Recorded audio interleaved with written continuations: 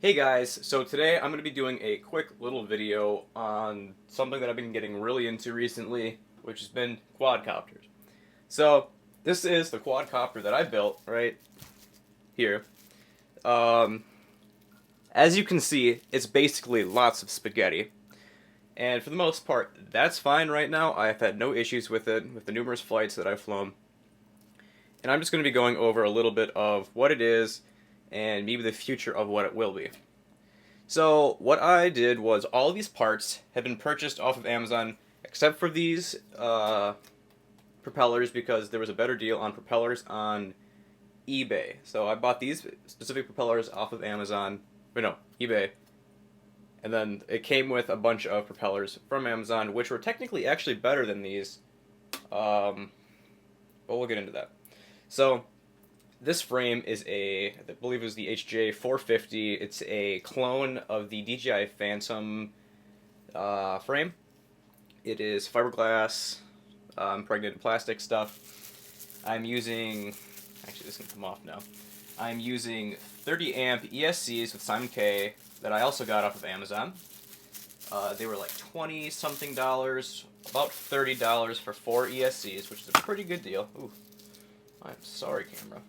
And the reason I have plastic on these, this is just a trash bag, or, actually that's a plastic bag from the store.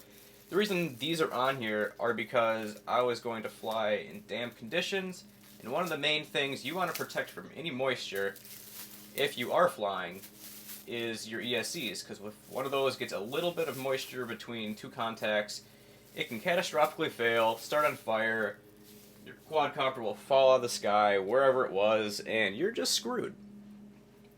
So, part of it is a Quadcopter APM 2.5 or 2.6. I don't remember because it's a knockoff of the actual APM that Quadcopter makes, or it's a inspired version of it. Kind of hard to see behind all these wires and whatnot, but it's in there. And I'm using 5 channels of it. I believe it goes up to 8 channels. And one of those channels is for auxiliary from switching between, what I like to do is I start in either stabilized mode or I start in acro mode, and then I have altitude hold mode as my secondary. Because that is what I like to fly in, altitude hold mode. I like getting up to a certain height, flying around, because I'm still very new to actually flying. I'm not the greatest. Ignore the sound in the background. I'm sorry, there's people mowing their lawns. These motors themselves are 1000 kV A2212 motors. These are really cheap. I think it's 20 something dollars for 4 of them. Pretty good deal.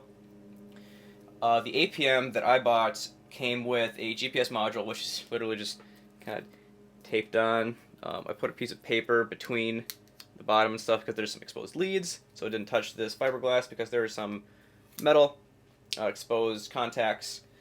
And yeah, then I had to basically solder the whole thing, all of the I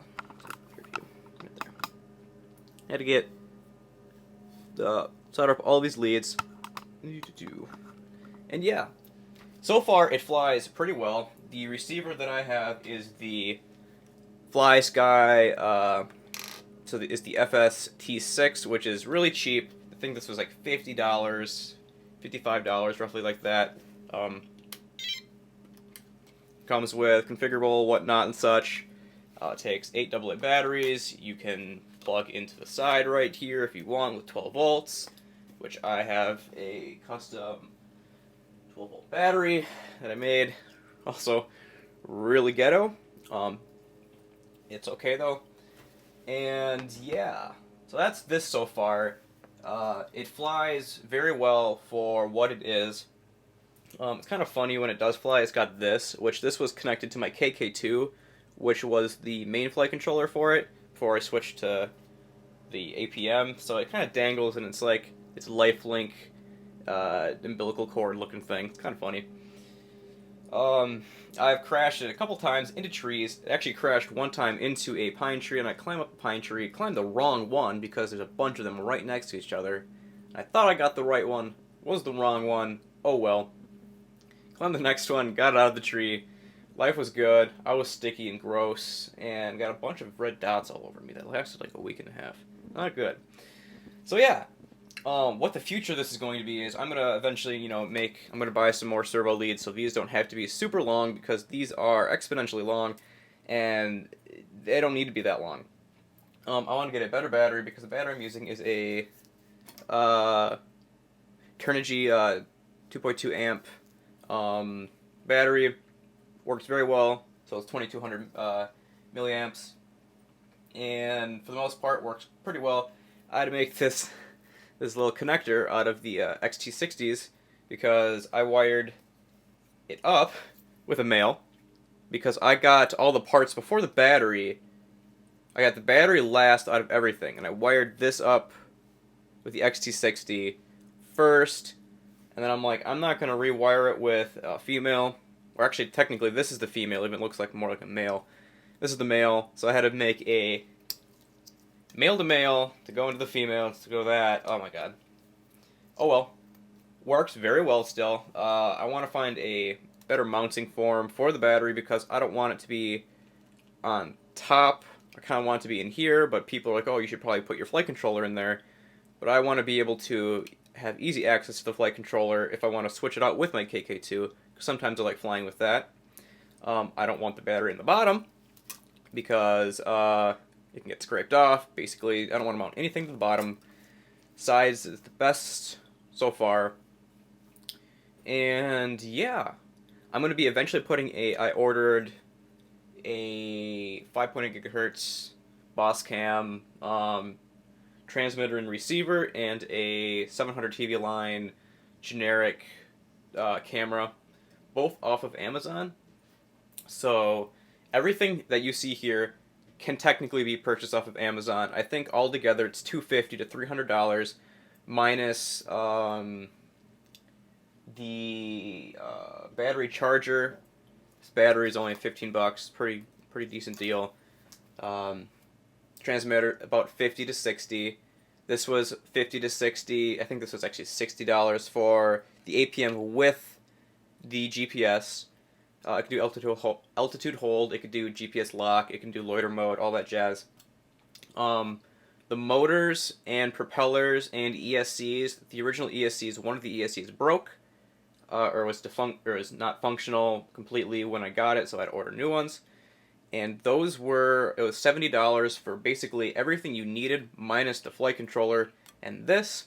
So it was about $70, $60. Frame was around $15 to $20. Battery $15 to $20. Some extra wire, a couple dollars for that. Comes with all the screws you need. And yeah, pretty decent deal for what I think is a relatively nice flyer. Can be improved. I haven't changed any of the PIDs, or I haven't changed anything basically on it to tune it any better, and it flies relatively well.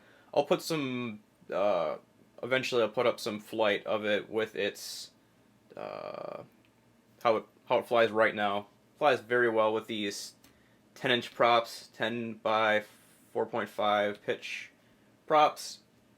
A lot of people said not to get that radio transmitter, and I can't really understand why, because it's great so far. I haven't tested the range completely. I've done a decent amount of range, but not anything significant, because, again, I'm new to this. I don't want to fly super far away. Keeping orientation is difficult. Forgot about this, I put on some LED strips on the side, so when I'm flying, if it's turned, I'll know this way is forward, that way is back, so I'll see it on the side. Kind of hard to understand though when you're flying away from you. It looks kind of weird because no matter what, it looks like it's away from you, but you kind of don't know if it's going towards you or back, because the amount of difference between when it's like this and when it's like this, the lights still illuminate almost identically, and you think it might be coming back to you, but it might be going forward, so you've got to make sure of where it's going. And I think that's about it for all the stuff. I ordered a SEMA X5C and flew that a little bit. Brought it to my friend's house. It flew away. I have another X5 coming, and I'm going to see how that works. hopefully that's going to be good. I have some actual spare batteries. That's why I decided to get another X5, just because it'll use the same batteries, and it'll be nice to fly that and bring that places when I don't want to fly this, because this weighs like a pound and a half. If this falls out of the sky and hits somebody, or hits anything, it's going to do some damage. SEMA, that's just going to fall out of the sky, maybe break a prop, maybe break a motor or a gear. That's about it. So, that'll be nice.